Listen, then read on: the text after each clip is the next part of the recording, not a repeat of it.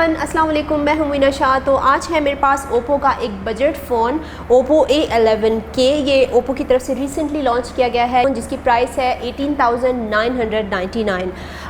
तो आज इस वीडियो में मैं इसकी अनबॉक्सिंग भी करूंगी, फर्स्ट इंप्रेशन भी देखेंगे एंड इसका रिव्यू भी एक साथ करेंगे। तो सबसे पहले मैं यहाँ पे ये मेंशन कर दूँ कि अगर आप 18,999 की प्राइस रेंज में पाकिस्तानी मार्केट में फ़ोन देख रहे हैं तो एक तो आपको ओप्पो A11K मिल सकती है। इसके अलावा इस प्राइस रेंज में और भी कुछ फ़ोन हैं ऐसे जो कि बिल्कुल इसी प्राइस रेंज में आ रहे हैं। लाइक मेरे माइंड में आ रहा है इन्फिनिक्स हॉट 9 प्ले, जिसकी प्राइस है 18,999। बिल्कुल रिसेंटली न्यूली लॉन्च डिवाइस है, उसकी भी प्राइस सेम है, लेकिन उसमें आपको 4GB of RAM and 64GB internal storage मिल रही है और इसमें आपको मिल रहा है 2GB of RAM and 32GB internal storage. इसके साथ मेरे माइंड में एक और डिवाइस भी आ रही है जो कि है टेक्नो स्पार्क 5 प्रो, और वो भी बिल्कुल रिसेंटली लॉन्च की गई है टेक्नो की तरफ से। तो उसकी जो प्राइस है वो है ऑलमोस्ट 20,000 और उसमें भी आपको 4GB of RAM and 64GB internal storage मिलेगा। इसके साथ एक और फ़ोन भी है टेक्नो का जो कि है टेक्नो पोवियर 4 और उसकी प्राइस आपको मिलेगी 17,999। वो आपको 3GB of RAM and 32GB internal storage के साथ मिलेगा।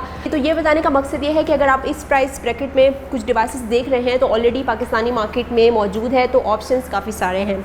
तो ओप्पो A11K में आपको चिपसेट क्या मिल रही है, आपको कैमरास कितने मिल रहे हैं, परफॉर्मेंस वाइज ये फ़ोन कैसा है, ये हमें तब पता चलेगा जब हम इसको करेंगे अनबॉक्स।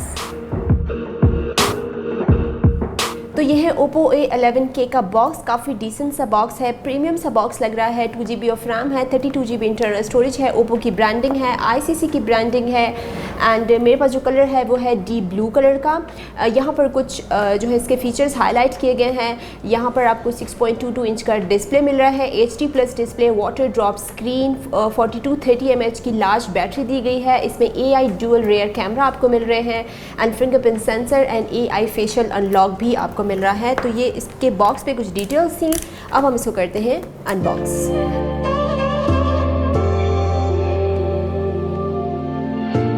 यहाँ पर हमें मिलता है इसका बैक कवर जिसकी क्वालिटी मुझे काफ़ी अच्छी लगी है और एंट्री लेवल फ़ोन्स में या बजट फ़ोन में कवर लाजमी होना चाहिए जिससे दिल खुश हो जाता है बंदे का। यहाँ पर मिलती है आपको सिम इजेक्टिंग पिन, यहाँ पर कुछ इसके पेपर वर्क मिल रहे हैं एंड इसके साथ है यहाँ पर फ़ोन, इसको हम बाद में देखेंगे। तो ये है इसका चार्जर जिसका आउटपुट है 5 वोल्ट का, 2 एम्पेयर का इसका चार्जर है एंड यहाँ पर है इसकी चार्जिंग केबल जो कि है माइक्रो USB। तो अब हम डिवाइस की फ़र्स्ट लुक देख लेते हैं और साथ साथ मैं फ़ोन को ऑन भी कर लेती हूँ। ओके, तो डिवाइस की फ़र्स्ट लुक अगर आप देखें तो 6.22 इंच का इसका HD+ आपको डिस्प्ले मिल रहा है, IPS पैनल मिल रहा है, यहाँ पर आपको वाटर ड्रॉप नॉच मिल रहा है। मैंने एक चीज़ नोटिस की सबसे पहले कि डिवाइस काफ़ी ज़्यादा स्लिम है। मैं नोटिस कर रही हूँ ओप्पो जितने भी फ़ोन्स लॉन्च कर रहे हैं, इवन इनकी जो फ्लैगशिप सीरीज़ के भी कुछ फ़ोन्स आ रहे हैं वो काफ़ी स्लिम हैं। लाइक मुझे भी याद आ रहा है ओप्पो F15।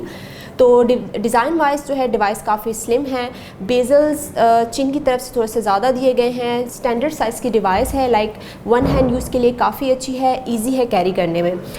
इसके बैक पैनल की तरफ अगर आप देखें तो आपको यहाँ पे कैमरा सेटअप मिल रहा है जिसमें मेन कैमरा है 13 मेगापिक्सल का और एक आपको मिल रहा है 2 मेगापिक्सल का। यहाँ पे आपको LED फ्लैश लाइट मिल रही है, ओप्पो की ब्रांडिंग डी ब्लू कलर है और यहाँ पर थोड़ा सा आपको रेज भी मिल रही है। इसमें फिंगरप्रिंट सेंसर आपको मिल रहा है जो कि काफ़ी फ्लैट सा दिया गया है, लाइक बम्प सा नहीं उठा हुआ इसका एंड इसमें आपको फेशियल रिकग्निशन की टेक्नोलॉजी भी दी गई है। काफ़ी डिसेंट लुक आ रही है इस फ़ोन की। इसका फ्रंट कैमरा आपको मिल रहा है 5 मेगापिक्सल का। यहाँ पर आपको मिलता है इसका पावर बटन एंड बॉटम पे आपको मिलती है इसकी ऑडियो जैक, चार्जिंग पोर्ट और loud speaker and left side पे आपको मिलते हैं इसके वॉल्यूम कीज़ एंड यहाँ पर आपको मिलती है सिम स्लॉट। तो मैं सिम स्लॉट चेक कर लेती हूँ। इसमें आपको 32GB जो है वो बिल्ट इन स्टोरेज मिल रही है, लेकिन आप इसको 256GB तक अपनी मेमोरी को एक्सपेंड कर सकते हैं थ्रू माइक्रो SD कार्ड। तो फ़ोन की अगर डिज़ाइन की मैं बात करूँ तो काफ़ी थिनर कर्व बॉडी है इसकी, मज़े की लुक्स आ रही हैं। 20,000 की प्राइस रेंज के मुताबिक डिज़ाइन पॉइंट ऑफ व्यू से डिवाइस मुझे डिसेंट लगी, अच्छी लगी। तो इसमें आपको मिलता है कलर OS 6.1 जो कि बेस्ड है एंड्रॉयड 9 पे। तो हमारी डिवाइस हो गई है स्टार्ट। तो इसकी डिस्प्ले की थोड़ी सी बात कर लेते हैं। तो डिस्प्ले की क्वालिटी अगर आप देखें तो डिस्प्ले जो है वो इसका ठीक है। लाइक इसमें आपको HD+ डिस्प्ले मिल रहा है, IPS पैनल, टच भी बस नॉर्मल सा है। ऑल्दो इसमें जो कलर्स हैं वो इतने मज़े के नहीं आते 720p की रेजोल्यूशन में, लेकिन ठीक है, इसका जो है कलर इतने ज़्यादा आपको डल नहीं लग रहा है। डिवाइस की लुक्स काफ़ी अच्छी हैं, अगर ऑन हो गया है तो और भी मज़े की लग रही है। मैं कवर लगा के दिखाती हूँ तो कवर लगा के फ़ोन कैसा लगता है, क्योंकि ये एक बहुत ही ज़रूरी चीज़ है कि फ़ोन को कवर होना चाहिए, जो कि जब आपका फ़ोन अगर गिर भी जाए तो एटलीस्ट आपका फ़ोन डैमेज ना हो। तो कलर भी जो है इसका काफ़ी प्रोमिनेंट नज़र आ रहा है इसका बैक पैनल का। तो अगर इसके डिस्प्ले की मैं बात करूं तो ये है 6.2 इंच का HD+ का डिस्प्ले, IPS पैनल दिया गया है। यहाँ पे गोरिल्ला ग्लास 3 की प्रोटेक्शन मिल रही है, आपको वाटर ड्रॉप नॉच मिल रहा है। यहाँ पे आई प्रोटेक्शन स्क्रीन भी दी गई है जो कि आपको ब्लू लाइट यानी कि जो हार्मफुल रेज होती हैं उससे आपकी आंखों को बचाएगी, जो कि एक अच्छी चीज़ है क्योंकि आजकल हमारा बहुत ज़्यादा टाइम स्मार्टफोन्स पे ही गुजरता है। डिस्प्ले की बात करूँ तो सनलाइट में भी ठीक परफॉर्म करी थी। लाइक मैं ये नहीं कह सकती कि इसकी रेजोल्यूशन कम है तो बिल्कुल विजिबल नहीं था, ऑल्दो बहुत सारे लोग पसंद नहीं करते 720p की रेजोल्यूशन, लेकिन ये विजिबल था, ऐसा कोई मसला मुझे नहीं हुआ सनलाइट में। एंड इंडोर तो कोई प्रॉब्लम नहीं हुई मुझे इसको यूज़ करने में। अक्सर ओप्पो की डिवाइसेस में मैंने देखा है कि इसमें आपको स्क्रीन प्रोटेक्टर मिलता है, अप्लाइड हुआ होता है पहले से ही, जो कि अक्सर आपको बॉक्सेस में तो मिल रहा है, लेकिन अप्लाइड होते तो ज़्यादा बेहतर होता है कि आपको बार बार मार्केट के चक्कर नहीं लगाने पड़ते, तो ये एक अच्छी चीज़ है। इसके प्रोसेसर पॉइंट ऑफ व्यू की बात करते हैं तो अगर आप 18,999 की प्राइस रेंज में एक डिसेंट परफॉर्मेंस चाह रहे हैं, एक नॉर्मल सी चाह रहे हैं, तो ये फ़ोन चिपसेट के लिहाज से ठीक है इस प्राइस रेंज के लिहाज से। ऑल्दो इसकी रैम कम है, 2GB of RAM and 32GB internal storage है। इसमें आपको मिलती है मीडियाटेक हेलियो P35 की, जिसकी परफॉर्मेंस बस नॉर्मल है। गेमिंग ऑल्दो इसमें अच्छी हुई है, मुझे पसंद आई गेमिंग, जिसके मैंने जो है क्लिप्स बनाए हैं ताकि आप लोगों को आइडिया हो जाए। और इसमें आपको मिलता है ऑक्टा-कोर 2.3 GHz। इसमें जो OS है वो है कलर OS 6.1, लेकिन बेस्ड है एंड्रॉयड 9 पे, तो होपफुली इसमें अपडेट्स आ जाएँ कि एंड्रॉयड 10 भी आपको मिल सके। तो परफॉर्मेंस के लिहाज से गेमिंग तो मुझे ओके लगी, लेकिन बाकी अगर मैं लैग की बात करूँ कि आम यूजेज में अगर आप देख रहे हैं कि आपकी डिवाइस जो है वो लैग कर रही है या स्लो है, तो मुझे ऐसा कोई फ़ील नहीं हुआ। कभी कभी मुझे इस तरह हुआ है कि जब मैं स्पेशली एक ऐप खोल के दूसरी फ़ॉरेन ऐप खोलती तो वहाँ पर मुझे थोड़ा सा फील हुआ कि लैग हो रही है डिवाइस। तो अब बात करते हैं कुछ हार्डवेयर की। इसमें आपको मिलते हैं ड्यूअल कैमरास, बैक पे एक आपको 13 मेगापिक्सल का मिलता है एंड एक आपको 2 मेगापिक्सल का डेप्थ सेंसर मिलता है। तो मेन लेंस की अगर मैं बात करूँ 13 मेगापिक्सल की, तो उसमें पिक्चर्स अच्छी थी, मुझे डिटेलिंग मिल रही थी।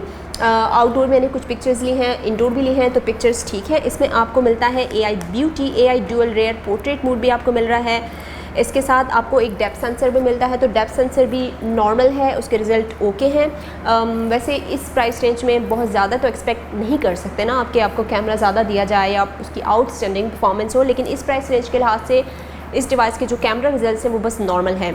यहाँ पे मैं सेल्फ़ी की बात कर लूँ तो सेल्फ़ी आपको मिलती है यहाँ पे 5 मेगापिक्सल, जो कि बस ओके है। सेल्फ़ी को इतनी ज़्यादा मैं ये नहीं कह सकती कि बहुत अच्छी है, बस ओके पिक्चर है।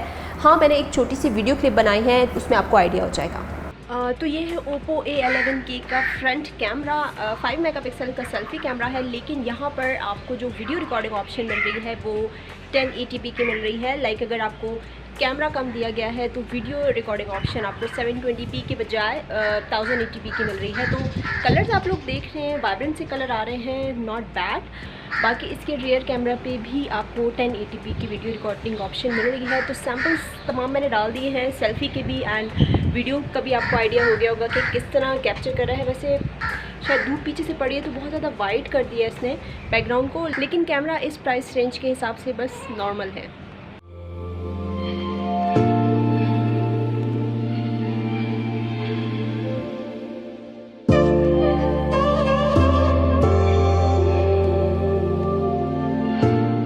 Oppo A11K में जो आपको बैटरी मिलती है वो 4230 mAh की बैटरी मिल रही है, जो कि आपका निकाल सकती है 1.5 दिन।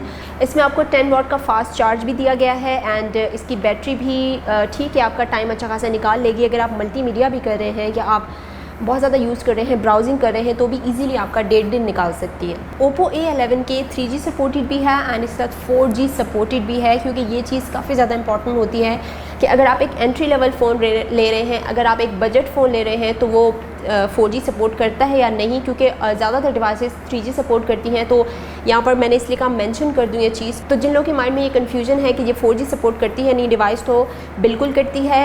बाकी इसमें आपको कलर जो मिलते हैं वो 2 कलर में आपको मिलेगा, deep blue and flowing silver colour. और मुझे लगता है कि इसका जो फ्लोइंग सिल्वर कलर है वो काफ़ी खूबसूरत होगा, लेकिन खैर हमारे पास तो अभी डीप ब्लू आया है। तो डीप ब्लू का कलर भी प्यारा है, डिसेंट सा इसका बैक पैनल है। मज़े की बात है कि अगर आप इसके ऊपर अपना ट्रांसपेरेंट कवर भी लगाते हैं तो कलर छुपता नहीं है, नज़र आता है। यहाँ पे मैं एक चीज़ ज़रूर मेंशन करना चाहूँगी, जैसे कि स्टार्ट में मैंने आपको बताया कि इस प्राइस रेंज में आपको कुछ और फ़ोन्स भी मिल रहे हैं, लेकिन यहाँ पे एक प्लस पॉइंट है Oppo A11K में कि आपको यहाँ पर MediaTek Helio P35 की चिपसेट दी गई है।